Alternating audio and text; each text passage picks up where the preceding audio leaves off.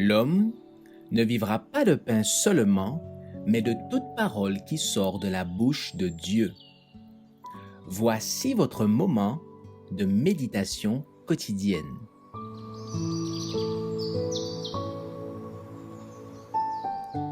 Maranatha. Le 11 juillet, le criblage. Et parce que l'iniquité se sera accrue, la charité du plus grand nombre se refroidira. Matthieu 24, verset 12.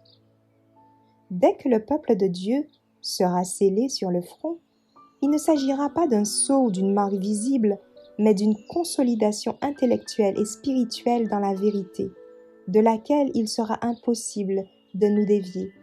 Dès que le peuple de Dieu sera scellé et préparé pour le criblage, celui-ci aura lieu.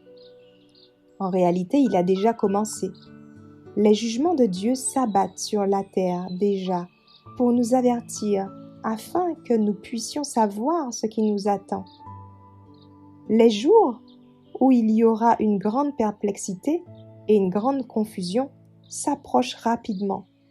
Satan, vêtu comme un ange de lumière, séduira, si c'était possible, les élus. Il y aura alors beaucoup de dieux et de seigneurs. Tout vent de doctrine soufflera. On essayera de nous imposer l'observation du faux jour de repos. Ceux qui ont cédé peu à peu aux coutumes du monde s'inclineront devant les autorités plutôt que de s'exposer aux moqueries, aux insultes, aux menaces d'emprisonnement et de mort. Le conflit aura lieu entre les commandements de Dieu et ceux des hommes.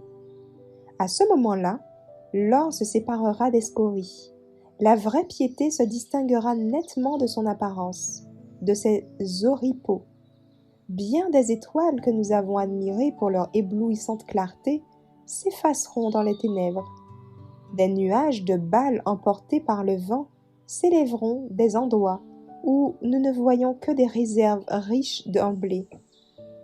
Tous ceux qui se contentent des ornements du sanctuaire sans être revêtus de la justice du Christ paraîtront dans la honte de leur nudité.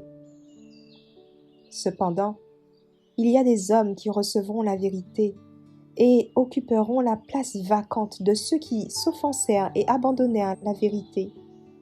Leur place laissée vide sera occupée par des hommes aux principes chrétiens authentiques qui deviendront des majordomes fidèles et dignes de confiance.